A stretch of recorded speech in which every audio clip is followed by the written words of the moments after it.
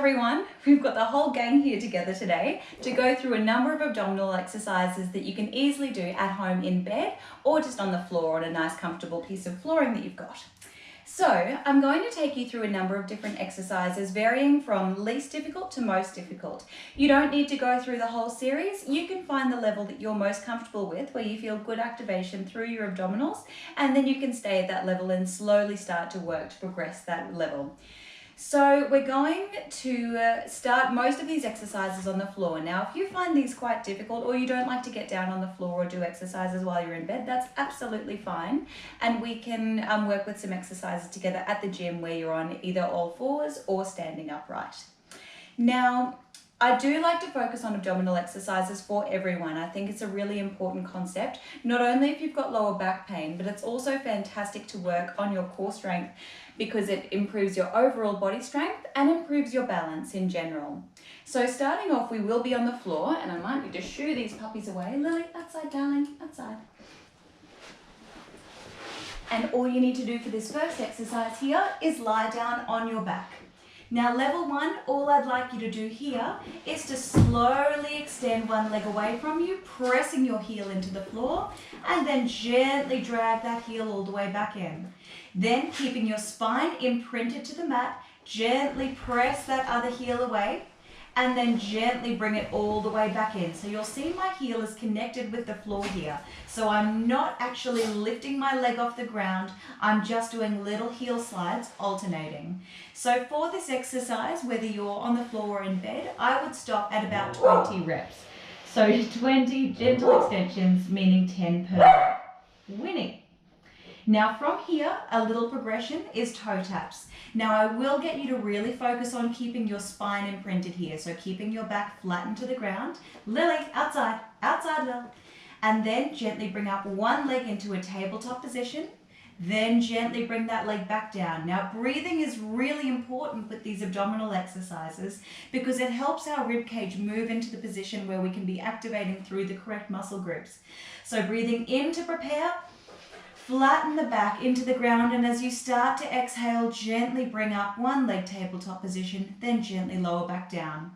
A little progression here is to make sure you're keeping your spine imprinted into the ground. Leg comes up to a tabletop, so by tabletop, this is the table leg, my shin is the tabletop, and then inhale to prepare. Exhale, bring the other leg up to a tabletop position. Now you can gently bring one leg back down, then the other. All sorts of variations here. So making sure that every time you bring your legs up, it is one at a time and it is controlled and you're not bracing through your abdominals. So really focus on tension from hip bone all the way over to the other hip bone. Another progression here is holding this tabletop and then gently lower one leg down, maintaining an imprinted spine, proud chest, shoulders relaxed, and alternating legs. And see if you can keep this up for about 10 to 20 repetitions. Not pushing yourself too hard, just gently rest when you need to and focus on exhaling as the leg goes down. Inhale as that leg comes back up. Now, another progression. Now, these exercises I love because it starts to get more connection with the upper abdominals and lower abdominals. So we're focusing on how our rib cage moves through these abdominal exercises. So this one you can either do against your bed head or against a wall that's close to the floor that you're lying on. Now, what I like to do here is turn my fingertips down towards the floor and keep my hands about shoulder distance apart, hands just above my body line so that I can easily press my palms into the wall. Now here, you'll notice that when you press your palms into the wall, it's quite easy to keep your shoulders back and down. So starting off here, all I need you to do here is inhale to prepare as you've got a neutral spine. So by that, I mean you could fit a little butterfly underneath your spine. Breathe in, expand your rib cage. And then as you breathe out, scoop your tailbone and flatten your back into the ground. So breathing in as you arch your back away. And then breathe out, press your palms into the wall, tuck your tailbone, flattening your back into the ground, so imprinting your spine. So it's just a very gentle movement to begin with, but if you really focus on exhaling all of that air out of all of the air out of your lungs as you gently push your rib cage down, you should really feel your abdominals switching on. Now, this might be enough for some of you. You might really feel your abdominals engaging merely by going into those little hip tilts. So inhaling as you expand your rib cage, arch your back. Exhale as you imprint your spine and scoop your tailbone. Let's progress this now if you're up for it. Breathing in to prepare, arch your back away. And then breathe out, imprinting your spine, and as you continue to breathe out, float your legs up into a strong tabletop position. Your palms are pressing against the wall. Breathe in here, exhale, lower one leg down. Inhale, leg comes back up. Exhale, other leg lowers down. Inhale, leg comes back up, making sure your neck is nice and relaxed and arms are pressing into the wall. You should feel those little armies working. You should feel your lower abdominals working. Now, after about 16 of these, so 8 per leg, you can have a little rest.